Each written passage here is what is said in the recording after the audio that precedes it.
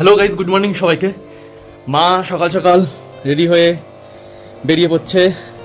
নিমন্ত্রণ আছে বলেছিলাম, আমাদের সবারই নিমন্ত্রণ, কিন্তু আমি আর বাবাই যাচ্ছি না। আমার পড়ানো আছে, বাবার কাজ, দোকান ফেলে রেখে যেতে পারবে না।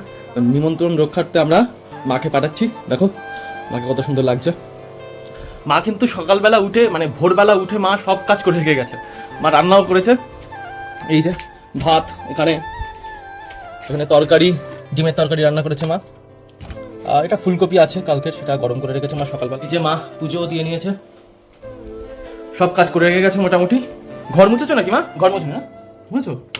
তাহলে আমার আর কোনো কাজ নেই সকালবেলা। কখন আসবে বাড়ি? সকালে খেতে বসেছি সেই কালকে ফুলকপিটা মা গরম করে রেখে গেছে, আর গরম ভাত, ওটা দিয়েই খাবো।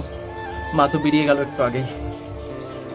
খুব খিদে পেয়েছিল, তাই আগে খেয়ে নিয়ে বিছানাটা তুলছি। তোমরা অনেকেই জিজ্ঞাসা করো আমি 3 বেলাতেই ভাত খাই কিনা। হ্যাঁ, আমি 3 বেলাতেই ভাত খাই। আমি একটু ভেতো বাঙালি। জানো তো, মাঝে মধ্যে কি হয়, সন্ধ্যাবেলা ধরো পড়াতে গেছি কোনো স্টুডেন্টের বাড়ি, সেখানে আমাকে লুচি আলুর দম খাওয়ালো বা চাউমিন খাওয়ালো, কিন্তু তা সত্ত্বেও বাড়ি এসে আমি রাতে একগাল ভাত না খেয়ে শোবই না। মানে এক মুঠো ভাত আমাকে খেতেই হবে, না হলে মনে হবে রাতে যেন কিছুই খাইনি। স্নান করে খেতে বসে গেলাম। এই যে মা ডিমের তরকারি করে রেখে গেছিলো, আমি একটা লঙ্কা নিয়েছি। বাবাই কিন্তু এখনো বাড়ি আসেনি।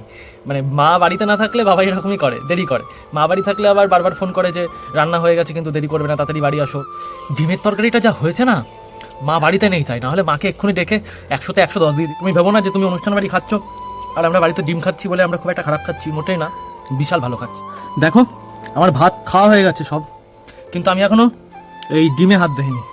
ঝোল আর আলু দিয়েই খাচ্ছি, মানে এত সুন্দর লাগছে। গাইজ এবার আমি পড়াতে যাব, রেডি হয়ে নিয়েছি। ঠান্ডা আছে বাইরে আজকে প্রচণ্ড।